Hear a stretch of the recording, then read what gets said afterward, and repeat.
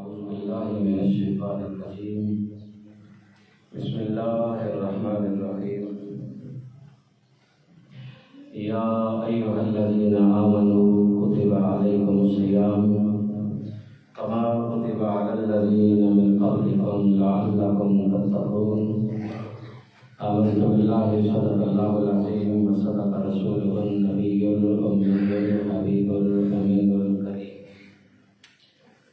ونحن على ذلك من الشاهدين والشاكرين والحمد لله رب العالمين. إن الله وملائكته يصلون على النبي يا أيها الذين آمنوا صلوا عليه وسلموا تسليما. الصلاة والسلام عليك يا سيدي يا رسول الله وعلى آلك وأصحابك يا حبيب الله. الصلاة والسلام عليك يا سيدي يا رسول الله وعلى آلك وأصحابك يا محبوب رب العالمين. الصلاة والسلام عليك يا سيدي يا رسول الله وعلى آلك وأصحابك يا رحمة للعالمين. بعد السلام نبی پاک صلی اللہ تعالیٰ علیہ وسلم کی بارگاہ اقدس کے اندر ہدیہ عقیدت پیش کرنے کے بعد دعا ہے اللہ تعالیٰ ہماری اس حاضری کو قبول فرمائے. ماہ مقدس کی آمد ہے. اللہ تعالیٰ ماہ صیام کی برکتیں رحمتیں اپنے دامن میں سمیٹنے کی توفیق عطا فرمائے. دوستو، جس طرح آج ماہ مقدس کا ماسک ویڈیو تو تھوڑا پاس رکھو.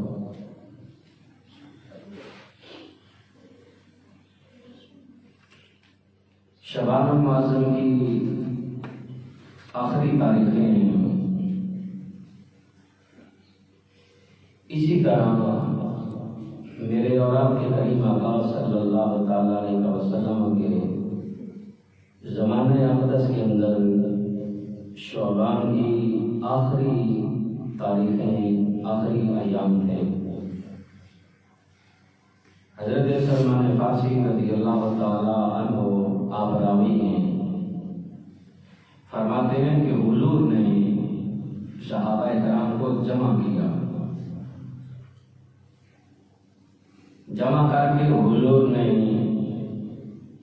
خطبہ ارشاد فرمایا. اگر میں یوں کہوں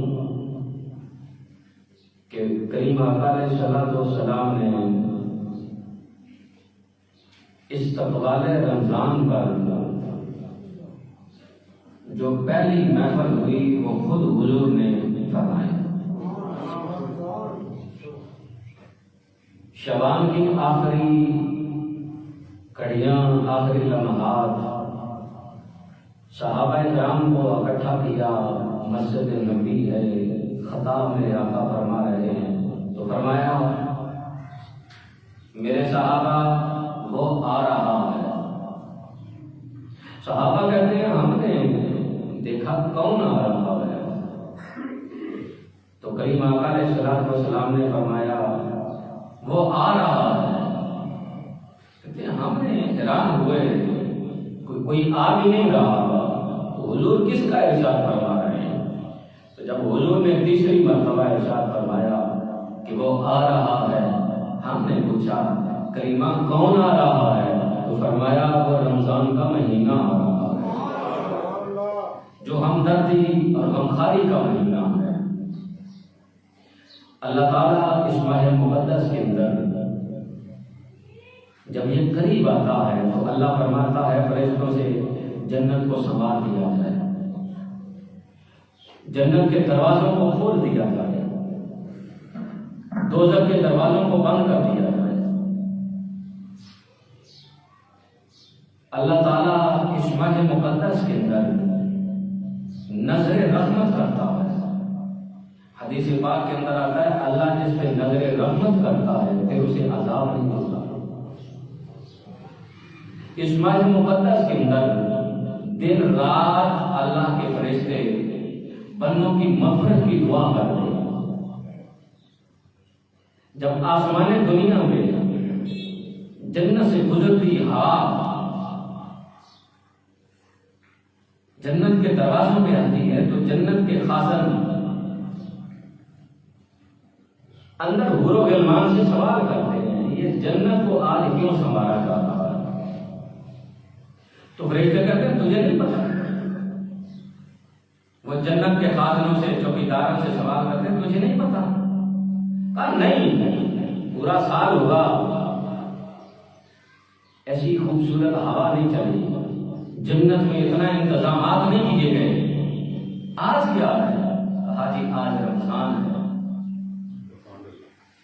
کہا جی رمضان کیسا ہے؟ کیونکہ جنت والوں کو تو رمضان کی ضرورت نہ تھی، رمضان کی ضرورت تھی تو زمین والوں کو۔ مولانا علی شیر خدا کرم اللہ وجہ الکریم فرماتے ہیں کہ اگر اللہ نے اس امت کو بخشنا نہ ہوتا تو پھر رمضان جیسا مہینہ نہ عطا کرتا۔ یہ ماہ مقدس میری اور آپ کی بخشش کی نوید لاتا ہے، خوشخبری لاتا ہے۔ وہ سوال کرتے ہیں کہ کیا ہے؟ تو انہیں بتایا جاتا ہے کہ رمضان المبارک کی آج پہلی شب ہے۔ تو وہ پوچھتے ہیں کہ یہ رمضان المبارک کیا ہے؟ تو انہیں بتایا جاتا ہے کہ رمضان المبارک اللہ تعالیٰ نے امت محمدی کی بخشش کا مہینہ بنایا۔ تو یہ ماہ مقدس بخشش کا سبب بن کر آتا ہے۔ حدیث پاک کے اندر آتا ہے اگر بندہ نفل پڑھتا ہے تو اللہ اسے فرضوں کا ثواب عطا کرتا ہے، اور ایک فرض ادا کرے رب 70 فرضوں کا ثواب عطا کرتا ہے۔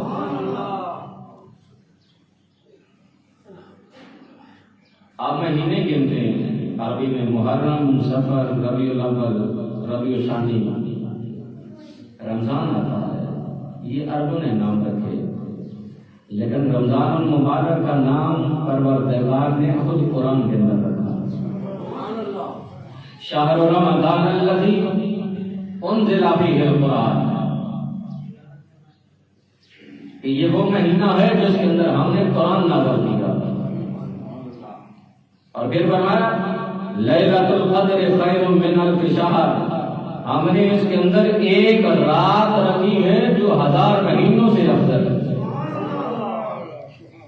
تو اللہ تعالیٰ نے اس کا نام رمضان رکھا۔ عربی کے اندر رمضان ہے اور اردو کے اندر رمضان ہے۔ رمضان کا معنی ہے جل جانا۔ دوسرا علماء نے لکھا ہے بہار۔ اگر جل جانا ہے تو اس کا تعلق روزے کے ساتھ کیا ہے؟ اس لیے کہ جب بندہ روزہ رکھتا ہے تو ظاہری طور پہ اسے بھوک اور پیاس لگتی ہے، لیکن پروردگار روزے کی برکت سے اس کے گناہ کو جلا دیتا۔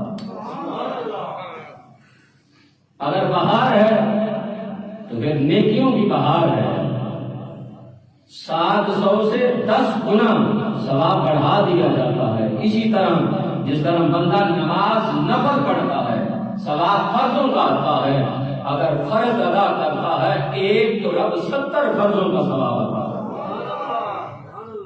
اللہ توفیق دے 2 فرض پڑھے تو 140 فرضوں کا ثواب ملتا ہے۔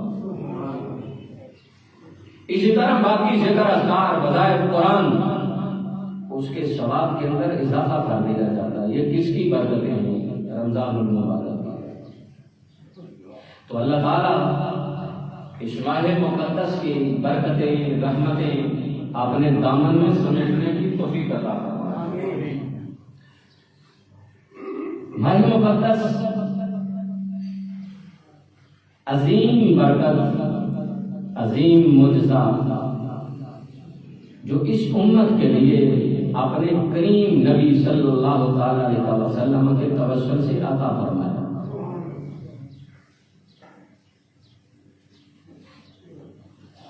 حضرت عمر فاروق رضی اللہ تعالیٰ عنہ رات کو گشت کرتے ہیں، گشت کرتے کرتے ایک گھر کے پاس پہنچے تو ماں بیٹی سے کہہ رہی ہے بیٹی دودھ کے اندر پانی ڈال دو،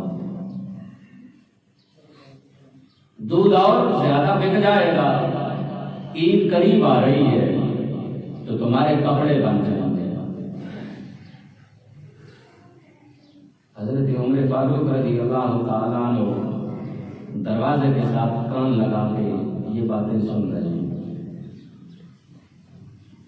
ماں کا اصرار یہ ہے کہ دودھ میں پانی ڈال دو۔ پتہ نہیں اللہ ماشاء اللہ ہمارے جتنے دودھ کا کاروبار کرنے والے ہیں سب تو نہیں لیکن 90% یہی ہے کہ وہ دودھ کے اندر پانی ڈال دیا اور پھر وہ جس صورت میں نکلتا ہے وہ بھی آپ دیکھتے ہیں۔ ملاوٹ کسی چیز کا نام ہے کہ کوئی چیز خالص نہ بیچنا، دغا کرنا۔ ملاوٹ صرف یہ نہیں کہ دودھ کے اندر پانی ڈال لو یا کھانے پینے والی چیزوں کے اندر پانی ڈال لو تو یہی ملاوٹ ہے، نہیں۔ ہر کام کے اندر جو آپ کام کرتے ہیں اس کام کے اندر اگر آپ 2 نمبری کر رہے ہیں تو یہ ملاوٹ ہے۔ تو میرے کریم آقا علیہ السلام نے فرمایا جو ملاوٹ کرتا ہے اس کے ساتھ محمد کا کوئی تعلق نہیں۔ اللہ کو وہ نماز پڑھے، قرآن کی تلاوت کرے، حج کرے، جو مرضی کرے، زبان صرف میری ہے، فرمان مدینے کے تاجدار کا۔ میرے اجمال نبی نے فرمایا جو ملاوٹ کرے وہ ہم میں سے نہیں ہے۔ تو جو یہ سننے کے بعد پھر بھی 2 نمبری کرے اس کا کیا فائدہ کہ وہ ساتھ یہ بھی کہے لا الہ الا اللہ محمد رسول اللہ۔ تمہارا اس کا کام ہے۔ ماں اصرار کر رہی ہے بیٹا پانی ڈال دو، بیٹی پتا کیا کہتی ہے ماں یہ مجھ سے نہیں ہوگا، تو ماں پتا کیا کہتی ہے بیٹا کون سا امیر المومنین دیکھ رہا ہے، یعنی کون سا حضرت عمر دیکھ رہے ہیں، تم پانی ڈال دو۔ جس طرح ہم چوری چھپی ہمارا ٹارگٹ یہ ہوتا ہے کہ گاہک کو بولو آپ چیز رکھ جاؤ، اس کے سامنے ہم چیک بھی نہیں کرتے تو ٹھیک بھی نہیں کرتے۔ کیوں نہیں کرتے؟ اس لیے کہ اس کے سامنے دیا تو وہ دیکھ لے گا کہ اس کے اندر نئی چیز کیا ڈلی ہے، بعد میں جب آئے گا تو بولیں گے اس کے اندر یہ بھی تھا، یہ بھی تھا، یہ بھی تھا۔ اسی چیز کا نام ملاوٹ ہے اور دھوکہ ہے اور یہی لقمہ حرام ہے۔ میرے اجمال نبی نے فرمایا ایک لقمہ حرام اگر پیٹ میں چلا جائے رب 40 دن تک کوئی عبادت قبول نہیں کرتا۔ یہ جو زندگی کے اندر فتور آتے ہیں یہ صرف اس حرام کاری کی وجہ سے۔ گھر کے اندر بے سکونی ہے، ذہن کے اندر سکون نہیں ہے، دل کے اندر سکون نہیں ہے، وہ کوئی اور معاملات نہ تھے، یہی تھے کہ جس حرام کاری کی وجہ سے میرے اجمال نبی نے فرمایا بچ جاؤ یہ تمہاری نسلیں برباد کر دے گا۔ یہی وجہ تھی کہ اس کی زندگی سے سکون اٹھ گیا، اس کے گھر سے سکون اٹھ گیا، اس کے کاروبار سے سکون اٹھ گیا، دوستوں رشتہ داروں سے وہ عزت کم ہو گئی، اس لیے کہ میرے نبی نے فرمایا بچ جا، یہ دیکھنے میں تھوڑا سا گناہ لگتا ہے لیکن یہ تیری نسل کو بھی برباد کرتا ہے۔ آج دیکھ لو معاشرے کے اندر جو لقمہ حلال کماتے ہیں، کھاتے ہیں، تھوڑا سا کماتے ہیں، کھاتے ہیں، لیکن اللہ نے انہیں خوشحال رکھا ہے، عزت بھی ہے، رسپیکٹ بھی ہے، سکون بھی ہے، عزت و احترام بھی ہے۔ وجہ کیا ہے؟ حلال کی روزی۔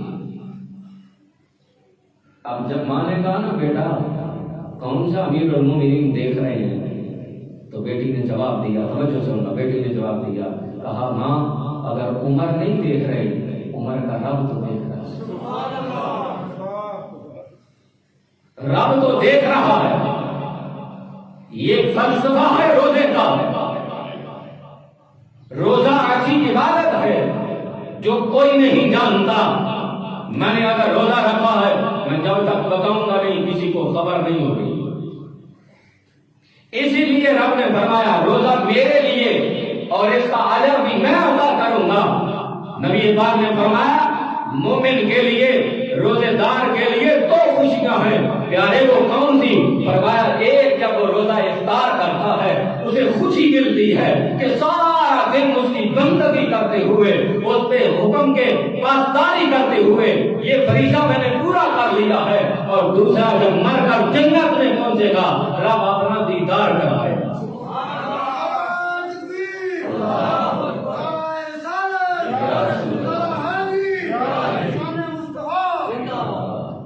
تو فرمایا ایک روزہ افطار کرتا ہے اسے خوشی ہوتی ہے، دوسرا قیامت کے دن اللہ اسے جزا کے طور پہ اپنا دیدار کروائے گا۔ یہ دو خوشیاں ہیں،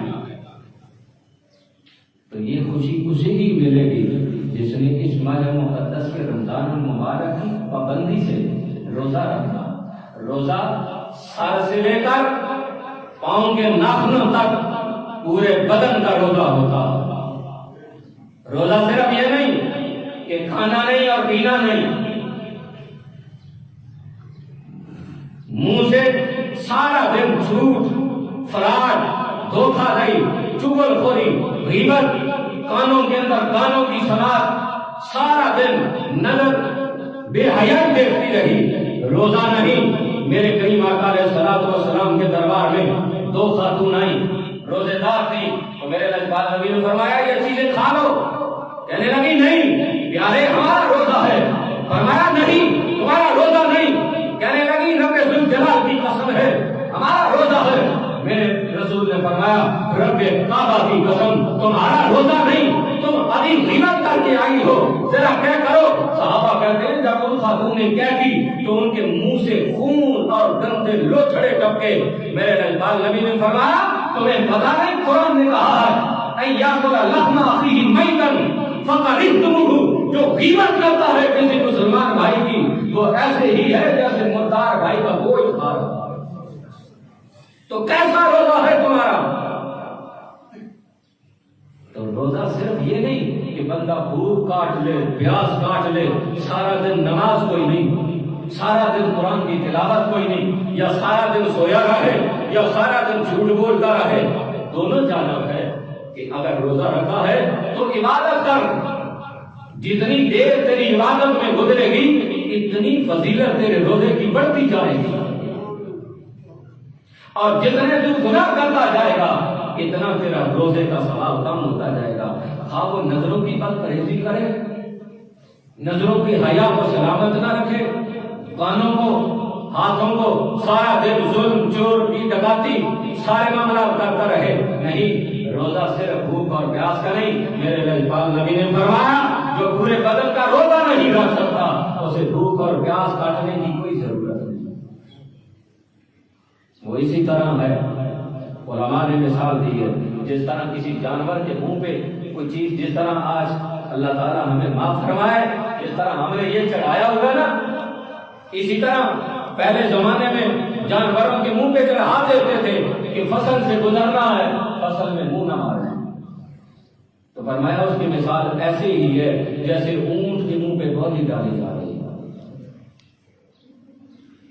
تو استقبال رمضان میرے لجپال نبی نے فرمایا صحابہ سے وہ آ رہا ہے جو ہمدردی اور غمخواری کا مہمان ہے، ہمدردی کرنے والا ہے، اس کی بندگی کرنے والا ہے۔ میرے آقا صلی اللہ تعالیٰ علیہ وسلم نے جب روزے کا فلسفہ کیا تو روزے کا فلسفہ کیا تھا؟ اللہ دیکھ رہا ہے، بندہ گھر میں اکیلا ہے، فریج موجود ہے، کھانے پینے والی چیزیں موجود ہیں، حلال ہیں، کھا سکتا ہے لیکن نہیں کھا رہا۔ کیوں نہیں کھا رہا؟ اس کا حکم نہیں۔ صبح سحری سے لے کر غروب آفتاب تک پابندی ہے، حلال چیزیں بھی نہیں کھا سکتا۔ فرمایا یہی تو فلسفہ ہے روزے کا، یہی تو ٹریننگ ہے کہ جب تو حلال چیزیں اس کے حکم کا پابند ہے تو پھر تو حرام چیزیں کیسے کھا سکتا؟ جب حلال اتنی پابندی ہے، اس کا حکم ہو تو تب کھاتا ہے، جب اس کا حکم نہ ہو سارا دن بھوکا پیاسا رہتا ہے، کھاتا نہیں۔ تو فرمایا میرا ہی حکم ہے کہ حرام بھی نہیں کھانا۔ دوسرا روزے کا فلسفہ اللہ دیکھ رہا ہے، بندہ اکیلا ہے گھر میں، کوئی موجود نہیں، لیکن پھر بھی وہ چیزیں نہیں کھا رہا۔ کیوں نہیں کھا رہا؟ کوئی دیکھنے والا موجود بھی نہیں، لیکن اس کا خیال ہے وہ دیکھ رہا۔ یہی فلسفہ ہے جو اس بچی نے دیا کہ ماں اگر عمر نہیں دیکھ رہا، عمر کا رب تو دیکھ رہا ہے۔ روزے کا یہی مقصد تھا کہ روزہ رکھنے میں 1 مہینہ ٹریننگ ہوتی ہے کہ 11 مہینے تیرے گزر جائیں۔ جس طرح تو ماہ رمضان میں کرتا ہے نا کہ کوئی گناہ نہیں کرتا، کوئی چور بازاری نہیں کرتا، کوئی معاملات نہیں کرتا، حرام بھی نہیں کھاتا، حلال بھی چھوڑ دیتا ہے اس کی پابندی میں، لیکن ذرا غور کر، پورا مہینہ نہیں پورا سال وہ رب تجھے دیکھ رہا ہوتا۔ وہ فرماتا ہے اذا سألک عبادی انی فانی قریب اجیب دعوت الداعی اذا دعان، اے میرے بندے مجھے پکار، میں تیرے قریب ہوں، میں تیری پکار سنوں گا۔ ایک روایت میں آتا ہے بدھ ہے، بدھ مذہب ہے، بدھ سامنے رہ کر وہ اپنے بدھ کو پکار رہا ہے، یا صنم یا صنم یا صنم۔ جب وجد میں آتا ہے زبان پھسل جاتی ہے، زبان سے نکلتا ہے یا سمجھ، فوراً آواز آتی ہے یا عبدی، اے میرے بندے بول کیا چاہیے۔ فرشتوں نے بھی یہ تجا کیا، مالک یہ تجھے نہیں بلا رہا، وہ تو غلطی سے بلا رہا ہے، وہ تو اپنے بدھ کو پکار رہا تھا، اس کی زبان پھسل گئی۔ رب نے فرمایا میرے فرشتوں وہ غلطی سے ہی صحیح پر اس کی زبان سے نکلا ہے، اس نے مجھے پکارا ہے، یا اللہ وہ تجھے نہیں پکارنا چاہتا۔ فرمایا میں بھی جانتا ہوں، لیکن اگر میں بھی نہ بولتا اس بدھ میں اور مجھ میں فرق کیا رہتا؟